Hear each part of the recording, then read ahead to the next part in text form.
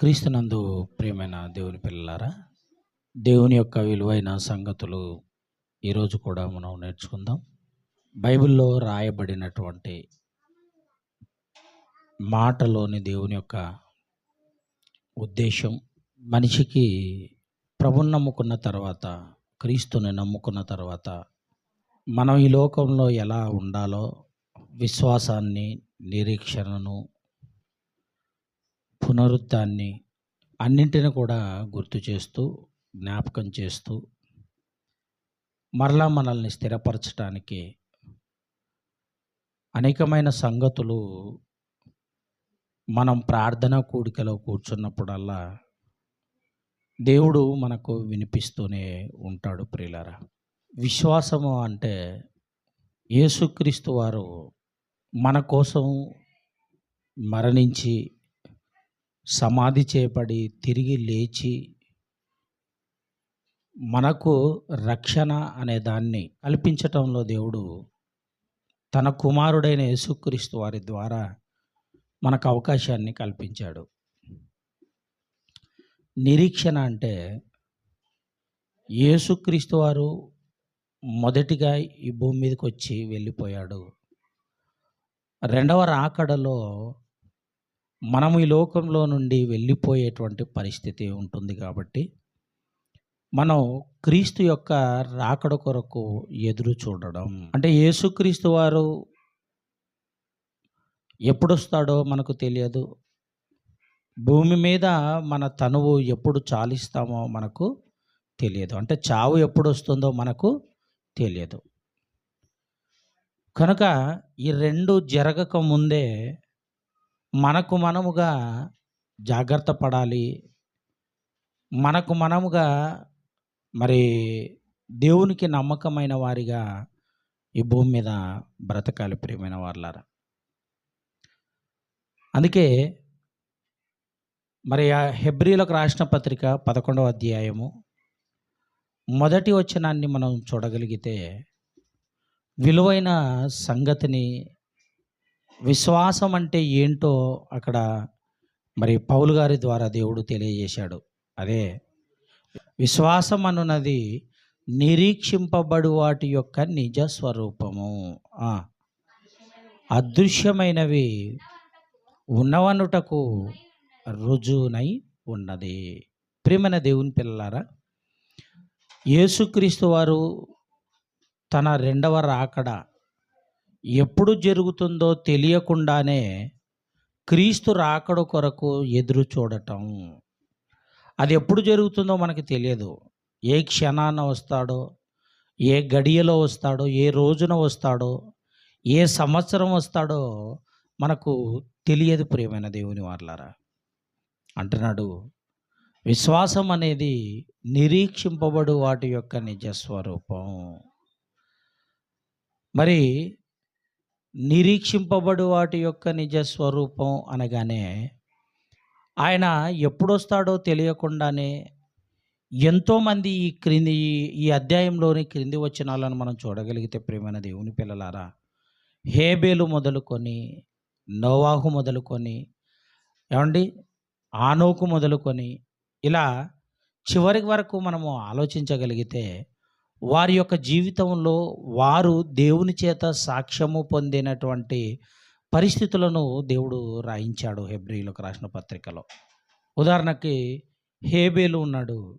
హేబేలు ఒక మంచి సాక్ష్యాన్ని దేవుని చేత పొందాడు. చూడండి ఒకసారి హెబ్రీలకు రాసిన పత్రిక 11వ అధ్యాయము, హెబ్రీలకు రాసిన పత్రిక 11వ అధ్యాయము 4వ వచనాన్ని చూద్దాం ప్రియులారా. విశ్వాసమును బట్టి హేబేలు కయీను కంటే శ్రేష్టమైన బలి దేవునికి అర్పించాడు. కయీను కంటే హేబేలు శ్రేష్టమైన బలి అర్పించాడు అని రాయబడింది. ప్రియమైన వారలారా, అంటే హేబేలు గారి విషయంలో, నీతిమంతుడైన హేబేలు గారి విషయంలో, దేవునికి అర్పించే విషయంలో శ్రేష్టమైన దానిని అర్పించాడు అని రాయబడింది. అదేవిధంగా హానోకు గారి గురించి కూడా ఆలోచిస్తే 5వ వచనంలో అంటున్నాడు. 5వ వచనంలో విశ్వాసమును బట్టి హానోకు మరణము చూడకుండునట్లు కొనిపోబడెను అని వ్రాయబడింది. ఏమండి? ఆ తర్వాత మరి నోవాహు ఇదివరకు చూడని ఎన్నో సంగతులను నోవాహు చూసినట్టుగా మనం చూడగలుగుతాం ప్రియమైన దేవుని పిల్లలారా. అలాగే అబ్రహాము గారండి మరి వాగ్దాన పుత్రుడైనటువంటి ఇస్సాకును పొందుకున్నాడు. అది కూడా వృద్ధాప్యంలో పొందుకున్నాడు అని మనం వింటూ ఉంటాం బైబిల్లో. ప్రియమైన దేవుని పిల్లలారా, మీరు ఆలోచించండి. అంటే ఒక్కొక్కరి జీవితంలో ఒక సాక్ష్యాన్ని పొందినట్లుగా దేవుడు వారికిచ్చినటువంటి ఆయుష్కాలంలో దేవుని చేత సాక్ష్యము పొందినట్టుగా మనం చూడగలుగుతున్నాం ప్రియమైన వారలారా. అదే కాదు, ఇటు మోషే గారి విషయంలో కూడానండి, మోషే గారి విషయంలో ఐగుప్తు ధనము కంటే మరి శ్రేష్టమైనది క్రీస్తు విషయమైన నింద అనుకున్నాడు, గొప్ప భాగ్యం అనుకున్నాడు. అందుకే ఫరో కుమార్తె యొక్క కుమారుడు అనిపించుకొనుటకు ఆయన ఒప్పుకొనలేదు అంటున్నాడు. అంటే ఆయన కలగబోవు బహుమానం ఏదైతే ఉందో బహుమానం కోసం ఎదురు చూశాడు కనుకనే ఒక ధనవంతుని స్థానంలోకి వెళ్ళాలని, లేదా ఒక రాజు స్థానంలోకి ఫరో యొక్క సింహాసనం మీద కూర్చోవాలని అనే ఆలోచన మోషే గారికి రాలేదు గనక ఒక కడుపేద స్థితిలోకి వెళ్ళినా పర్వాలేదు, ఇదిగో క్రీస్తు విషయమైన నింద చాలా గొప్ప భాగ్యము అని అంటున్నాడు. అంటే మోషే గారి గురించే కాదు, చివరికి వచ్చేసరికి ప్రియమైన దేవుని పిల్లలారా, మరి 35వ వచనంలో మనం చూడగలిగితే, స్త్రీలు మృతులైన తమ వారిని పునరుత్థానము వలన మరలా పొందిరి, కొందరైతే మరీ శ్రేష్టమైన పునరుత్థానమును పొందగోరి విడుదల పొందనొల్లక యాతన పెట్టబడిరి అంటున్నాడు. చూడండి ప్రియమైన వాళ్ళారా, స్త్రీలు మృతులైన తమ వారిని పునరుద్ధానము వలన మరలా పొందిరి, కొందరైతే మరీ శ్రేష్టమైన దానిని వీళ్ళు ఏం చేస్తున్నారట, మరీ శ్రేష్టమైన పునరుద్ధానాన్ని కోరుతున్నారు అని రాయబడింది. మరీ శ్రేష్టమైన పునరుద్ధానం ఏమండి? అంటే పునరుద్ధానము అనేది మరి ఉంది అని అంటే దానికి ముందు యేసుక్రీస్తు వారు మరణించిన తర్వాత సమాధి చేయబడి తిరిగి లేవటమే పునరుద్ధానం. అంటే మొట్టమొదటిగా యేసుక్రీస్తు వారు సమాధిలో నుంచి లేచాడు. ఆయన లేచాడు. ఆయనను ఎవరు లేపారు అంటే పరలోకంలో ఉండేటువంటి తండ్రి. అంటే అంతకంటే ముందు ఒక సందర్భం బైబిల్లో మనం చూడగలం. ఏంటో తెలుసా ఏమండి? లాజరు మరణించి సమాధి చేయబడ్డాడని, అతను కూడా సమాధిలో పెట్టారు అతన్ని. 4 రోజులైంది. 4 రోజులైతే ఈ మార్తా మరియా వీళ్ళిద్దరు కూడా మరి అక్క చెల్లెన్లే, వారి యొక్క సహోదరుడే ఈ లాజరు. అంటే మోషే కాలంలో ఉండేటువంటి లాజరు గురించి కాదు ఇక్కడ రాయబడింది. క్రొత్త నిబంధనలో యేసుక్రీస్తు కాలంలో మార్తా మరియల సహోదరుడైనటువంటి లాజరు గురించి రాయబడినటువంటి సందర్భం. యోహాను సువార్త 11వ అధ్యాయము చూద్దాం ప్రియమైన వారలారా. యోహాను సువార్త 11వ అధ్యాయము మొదటి నుంచి చదువుకుందాం. మరియా ఆమె సహోదరి అయిన మార్తా అనువారు గ్రామమైన బేతనీయలోనున్న లాజరు అను ఒకడు రోగి ఆయను అని రాయబడింది ప్రియమైన వారలారా. యెరూషలేము ప్రాంతంలో బేతనియా అనేటువంటిది ఒక ప్రాంతం ఉంది. ఎందుకంటే ఆయా ప్రాంతాలలో యూదయ, సమరయ, బేతనియ ఈ ప్రాంతాలన్నీ కూడా యేసుక్రీస్తు వారు మరలా తిరిగి సువార్తను ప్రకటించినటువంటి ప్రాంతాలు ఇవి. ఈ ప్రాంతాలు బేతనియా అనేటువంటి ఈ ఊర్లోనండి, బేతనియా అనేటువంటి ఊర్లో యేసుక్రీస్తు వారు ఎప్పుడు అడుగుపెట్టినా ఆ ఊర్లో అడుగు పెడితే మరి మార్తా, మరియా, అదేవిధంగా లాజరు వీరు యేసుక్రీస్తు వారు ఎప్పుడు బేతనియా ప్రాంతానికి వచ్చినా మరి ఒక మంచి ఆతిథ్యాన్ని ఇచ్చేటువంటి కుటుంబం. అంటే బేతనియా ప్రాంతంలో యేసుక్రీస్తు వారు అడుగు పెట్టారు అని అంటే ఆయనను చేర్చుకొని ఆయనకు ఆతిథ్యం ఇచ్చే కుటుంబమే ఈ మార్త మరియల కుటుంబం. ప్రియమైన దేవుని పిల్లలారా, యేసుక్రీస్తు వారిని వారు ఎంత ఇష్టపడతారో మనకు తెలుసు. ఒకసారి మనం చాలాసార్లు ఒక సందర్భాన్ని మనం చదివే ఉంటాం. ఏంటో సందర్భం అన్నప్పుడు, మరి యేసుక్రీస్తు వారి ఇంటికి వచ్చినప్పుడు మార్త విస్తారమైనటువంటి పనులు పెట్టుకొని వంట కార్యక్రమాలు చేసుకుంటూ మరియా ఆయన చెప్పేటువంటి వాక్యాన్ని వింటుండగా, మరి యేసుక్రీస్తు వారు మార్తను ఏమంటాడు, మార్తమ్మని ఏమంటాడు, మార్తా మార్తా, నువ్వు విస్తారమైన పనులు పెట్టుకొనుచున్నావు, ఉత్తమమైన దానిని మరియా ఎంచుకుంది.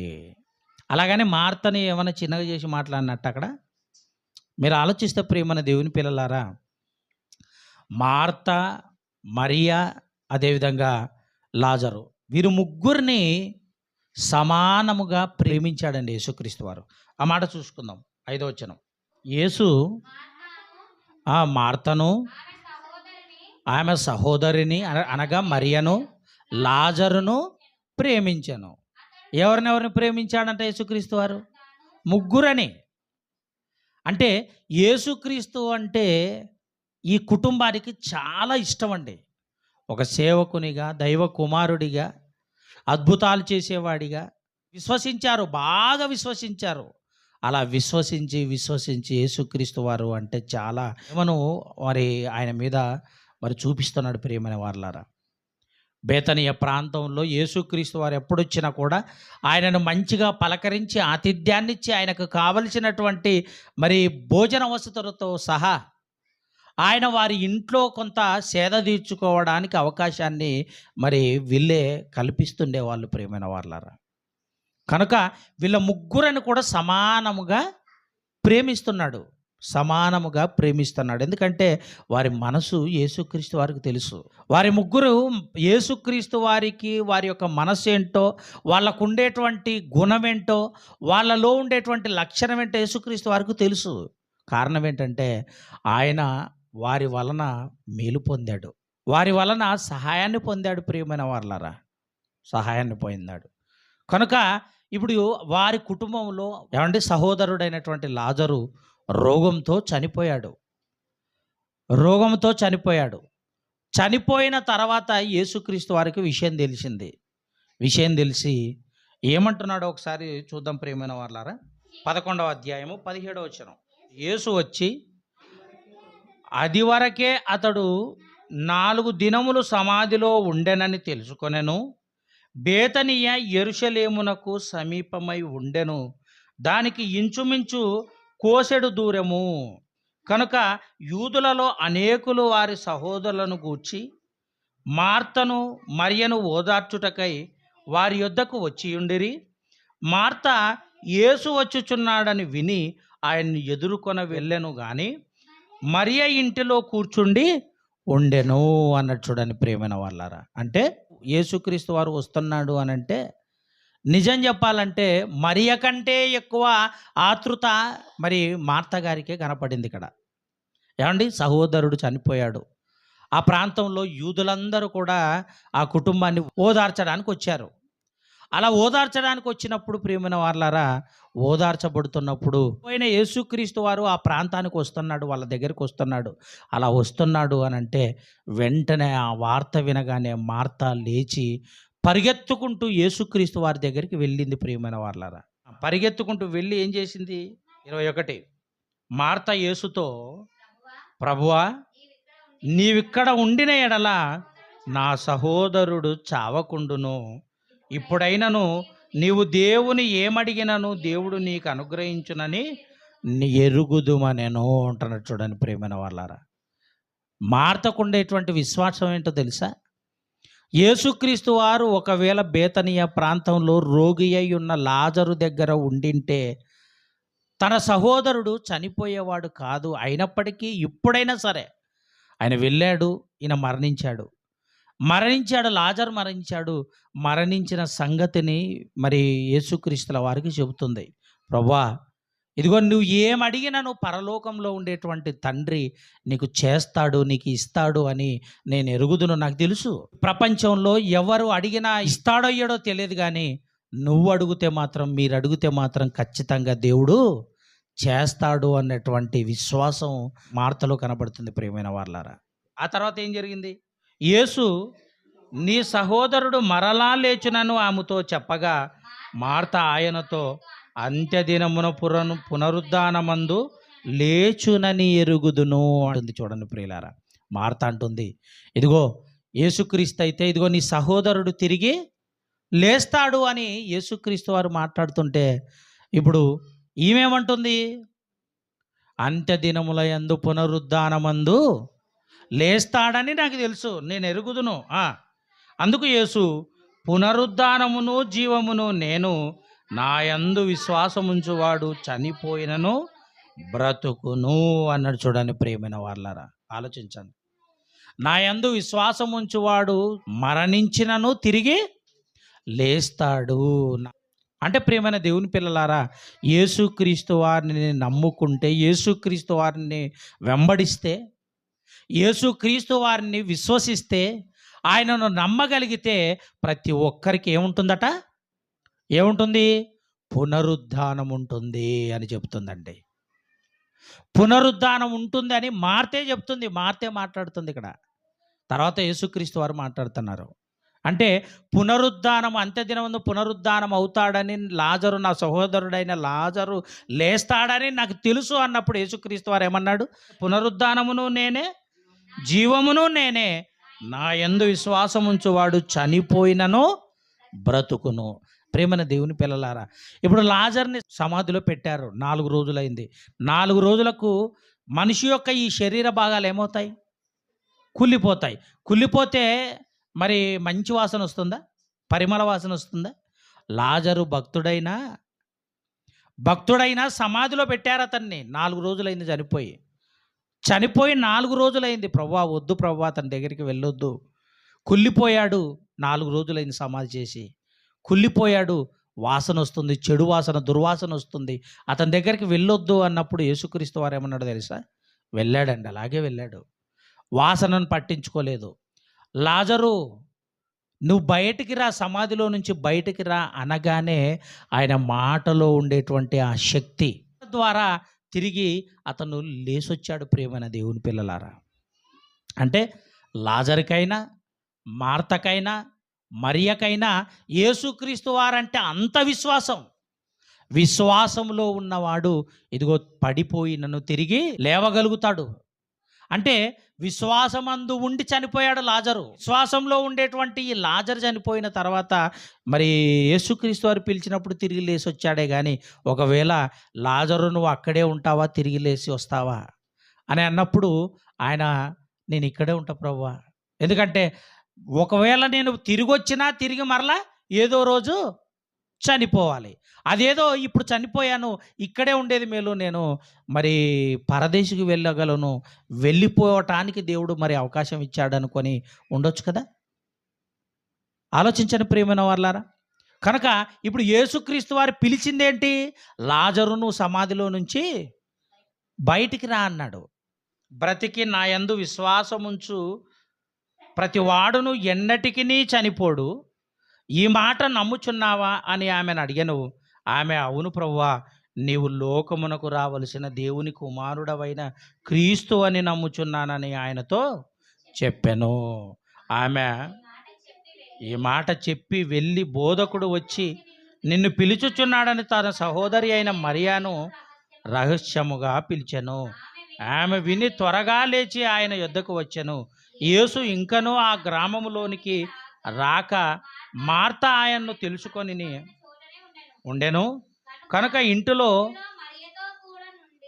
మరియతో కూడా ఉండి ఆమెను ఓదార్చుచుండిన యూదులు మరియ త్వరగా లేచి వెళ్ళుట చూచి ఆమె సమాధి యొద్ద ఏడ్చుటకు అక్కడికి వెళ్ళుచున్నదనుకొని ఆమె వెంట వెళ్ళిరి. అంతటా మరియ యేసు ఉన్న చోటుకు వచ్చి ఆయన్ను చూచి ఆయన పాదముల మీద పడి, ప్రభువా, నా సహోదరుడు చావకుండానేను. ఆమె ఏడ్చుటయు ఆమెతో కూడా వచ్చిన యూదులు ఏడ్చుటయు యేసు చూచి కలవరపడి ఆత్మలో మూలుగుచు అతన్ని ఎక్కడ ఉంచితిరని అడగగా వారు, ప్రభువా వచ్చి చూడమని ఆయనతో చెప్పిరి. యేసు కన్నీళ్లు విడిచెను. కాబట్టి యూదులు అతన్ని ఎలాగూ ప్రేమించెనో చూడుడని చెప్పుకొనిరి. వారిలో కొందరు ఆ గుడ్డివాణ్ణి కన్నులు తెరిచిన మరి ఈయన ఇతన్ని చావకుండా చేయలేడా అని చెప్పిరి. యేసు మరలా తనలో మూలుగుచు సమాధి యొద్దకు వచ్చెను.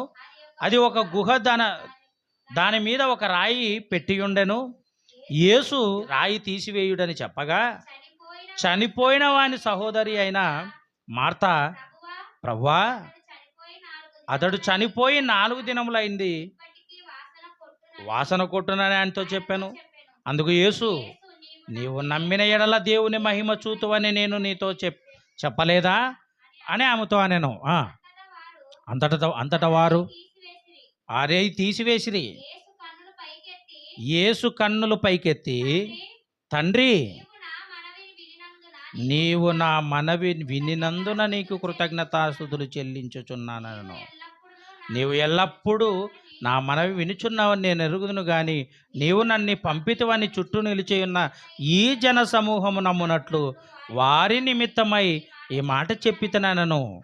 ఆయన అలాగు చెప్పి, లాజరు బయటకు రమ్మని బిగ్గరగా చెప్పగా అన్నాడు. చూడండి ప్రియులారా, లాజరు బయటకు రమ్మని బిగ్గరగా కేక వేయగానే చనిపోయినటువంటి లాజరు ఏమయ్యాడు? తిరిగి సమాధిలో నుంచి తిరిగి లేచొచ్చాడు. ప్రియమైన వారలారా, ఆలోచించండి. ఏమండి, చనిపోయినటువంటి లాజరు తిరిగి వచ్చాడు. అంతకంటే ముందు ఏం జరిగింది సందర్భం అని ఆలోచించగలిగితే ప్రియమైన దేవుని పిల్లలారా, ఏం జరిగిందో తెలుసా? ఇదిగో ప్రభువా, నేను ఏమడిగినను నీవు నాకు ఇస్తావు ప్రభువా, ఇస్తావు తండ్రి. ఇదిగో నేను అడగక ముందే పొందుకున్నట్టుగా ప్రార్థన చేశాడు అక్కడ. అప్పటికి ఇంకా లాజరు లేయలేడు. నా మాట వినినందుకు నీకు కృతజ్ఞతలు దేవా అంటున్నాడు యేసుక్రీస్తు వారు. ఆ మాటలు చదివారకల్లో, నా మాట వినుచున్నావని నేను పొందుకున్నట్టుగా, అంటే లాజరు ముందుగానే లేపినట్టుగా అక్కడ ప్రార్థన చేసినట్టుగా కనపడుతుంది. ఆ తర్వాత లాజరు తిరిగి లేచిరా అన్నాడు. ప్రియమైన దేవుని పిల్లలారా, మీరు ఆలోచించండి. అంటే సమాధిలో ఉండేటువంటి లాజరును యేసుక్రీస్తు వారు లేపాడు. అలా లేపాడు అని అంటే లేపడానికి ముందు మార్త కానీ మరియమ్మ కానీ దేన్ని నమ్మారు? చెప్పండి, దేన్ని నమ్మారు? పునరుద్ధానమును నమ్మారు. అంటే ఇప్పుడు పునరుద్ధానము అనేది క్రైస్తవులకు ఎప్పుడు కూడా నిరీక్షణలాగా ఉండాలి. ప్రియమైన దేవుని పిల్లలారా, నేను చనిపోయినను తిరిగి యేసుక్రీస్తు వారి రాకడలో నేను లేస్తాను అనేటువంటి నమ్మకాన్ని మనం ఎప్పుడు కలిగి ఉండాలి. చనిపోయినను తిరిగి లేస్తాను అన్నటువంటి నమ్మకాన్ని మనం ఎప్పుడైతే కలిగి ఉంటామో ప్రియమైన దేవుని పిల్లలారా, మనం ఎల్లప్పుడూ ప్రభువుని నమ్ముకున్నట్టు, మనం ఎప్పుడు కూడా ప్రభువులో ఉన్నట్టు, ప్రభువుని వెంబడిస్తున్నట్టు. ఆలోచించండి. అంటే ఇప్పుడు ప్రభువుని వెంబడించేటువంటి మరి పనుల్లో మనం ఉంటున్నావా చెప్పండి? ఆలోచించండి. ప్రభులో ఉండటం అంటే ఏంటి అసలు? ఆయన నమ్మాలి, ఆయన కొరకు చెయ్యాలి, ఆయన కొరకు నిలవబడాలి, ఆయన కొరకు మాట్లాడాలి, ఆయన కొరకు పాడాలి, ఆయన కొరకు పనులు చేయాలి. ప్రియమైన దేవుని పిల్లలారా, ఆయనను వెంబడించటం. ఆలోచించండి. పౌలు గారు కూడా ఏమంటున్నాడు చూడండి ఒకసారి. ఫిలిప్పీలకు రాసిన పత్రికలో 3వ అధ్యాయం 10వ వచనం, 10-11 వచనాలు. ఫిలిప్పీలకు రాసిన పత్రిక అపోస్తలుడైన పౌలు, ఏ విధము చేతనైనను మృతుల్లో నుండి మాకు పునరుద్ధానము కలుగవలనని ఆయన మరణ విషయంలో సమానానుభవము గలవాడనై ఆయన పునరుద్ధానము బలమును ఎరుగు నిమిత్తమును ఆయన శ్రమలలో పాలివాడగగుట ఎట్టిదో ఎరుగు నిమిత్తము సమస్తమును నష్టపరచుకొని వాటిని పెంటతో సమానముగా ఎంచుకొనుచున్నాను అంటున్నాడు. చూడండి ప్రియమైన వాళ్ళారా, అంటే ఇప్పుడు భూమి మీద ఉండేటువంటి వాటన్నింటిని కూడా పునరుద్ధానాన్ని కోరుకున్న వారు ఎవరైనా పునరుద్ధానమును గురించి ఏమండి మనందరికి కూడా అవగాహన కలగాలి. అసలు పునరుద్ధానం అంటే ఏంటి? చనిపోయిన వాడు తిరిగి లేవటం, అదే పునరుద్ధానం. యేసుక్రీస్తు వారు మనకు మాదిరిగా మరి మరణించి తిరిగి లేచాడు కదా. పౌలు గారు ఏమంటున్నాడో తెలుసా? ఏ విధము చేతనైనను, అంటే ప్రభువును విడవకుండా, ప్రభువులో నుండి తొలగిపోకుండా, ఆయన పనుల్లో నుండి తొలగిపోకుండా మరి పౌలు గారు పడినటువంటి పాటలు, ఆ శ్రమలు, శ్రమానుభవము, పునరుద్ధానము, ఆ అనుభవాన్ని పొందుకోవాలని పౌలు గారు ఎంత శ్రమపడ్డాడు, కష్టపడ్డాడు. ఆ కష్టంలో ఏమనుకున్నాడో తెలుసా? ఆయన సంపాదించుకున్న దాన్ని ఇటు ఏమండి పేరును కానీ ఆయన సంపాదించేది ఏదైనా కూడా ఒక పెంటగా ఎంచుకున్నాడట. లోకాన్నే పెంటగా ఎంచుకున్నాడట. పెంట అనగానే మలినం అండి. మలినంతో పోల్చుకున్నాడు గనక ఇదిగో ఇదంతా కూడా పెంట, విసర్జింపబడిన దాన్ని మరి పెంట అంటారు. విసర్జింపబడినది ఎంత వేస్ట్గా ఉంటుందో, ఎంత పనికి రాకుండా ఉంటుందో, ఇదిగో ఈ ప్రపంచంలో ఏది సంపాదించినా కూడా అది కూడా విసర్జింపబడిన దానితో మరి సమానము అంటున్నాడు ప్రియమైన వాళ్ళారా. ఎందుకో తెలుసా? పునరుత్థానం ఎలాగైతే యేసుక్రీస్తు వారు పొందుకున్నారో ఏ విధము చేతనైనా నేను కూడా పునరుత్థానాన్ని పొందుకోవాలి అంటున్నాడండి. ప్రియమైన దేవుని పిల్లలారా, దేనికో తెలుసా? ఒకనాడు ఏమండి ప్రతి విషయానికి కూడా దేవుడు అవకాశం ఇచ్చేవాడు. ఆయుష్కాలాన్ని సుమారుగా 1000 సంవత్సరాలు ఇచ్చాడండి. దగ్గర 1000 సంవత్సరాలు ఇచ్చాడు. ఆ తర్వాత తగ్గించుకుంటూ 70-80 సంవత్సరాలు అన్నాడు. ఆ తర్వాత మీరు ఆవిరి లాంటి వారు అన్నాడు. అంటే మనకు సమయం ఉందంటారా? ఎక్కడ ఆలోచించినా మనకు సమయం అనేది దేవుడు ఇక ఇవ్వలేదు ప్రియమైన వాళ్ళ. ఇచ్చాడు అని అంటే నిజంగా మనము భాగ్యవంతులమే అని చెప్పాలి. మహాభాగ్యాన్ని దేవుని చేత పొందుకుంటున్నాము అని చెప్పాలి. అవకాశం ఇచ్చాడు. ఈ అవకాశాన్ని ఎప్పుడైతే మనం సద్వినియోగం చేసుకుంటామో ప్రియమైన వాళ్ళారా, ఇదిగో ఈ సద్వినియోగం చేసుకోవటంలో పునరుద్ధానం కోసం ఎదురు చూడాలి అని దేవుడు చెప్తున్నాడు. పౌలు గారు అదే మాట్లాడుతున్నాడు. కొరింథీయులకు రాసిన మొదటి పత్రిక 7వ అధ్యాయము 29-31 వచనాలు చదువుకుందాం. సహోదరులారా, నేను చెప్పున్నది ఏమనగా, కాలము సంకుచితమై ఉన్నది, ఇక మీదట భార్యలు కలిగిన వారు లేనట్టును, ఏడ్చువారు ఏడవనట్టును, సంతోషపడవారు సంతోషపడనట్టును, కొనువారు తాము కొనినది తమది కానట్టును, ఈ లోకం అనుభవించువారు అమితముగా అనుభవింపవలెను. ఏలయనగా ఈ లోకపు నటన గతించుచున్నది. ఈ లోకపు నటన గతించుచున్నది. ముందుగా శిశువుగా పుడతాడు, చిన్న శిశువు. తర్వాత బాలుడవుతాడు, తర్వాత యవనస్తుడవుతాడు, తర్వాత పెద్దవాడవుతాడు. ఆ పెద్దవాడు తర్వాత కాస్త భర్త అవుతాడు, తండ్రి అవుతాడు, తాత అవుతాడు, ఏమండి ముత్తాత అవుతాడు. అలా క్యారెక్టర్లు మారిపోతుంటాయి ప్రియమైన దేవుని పిల్లలారా.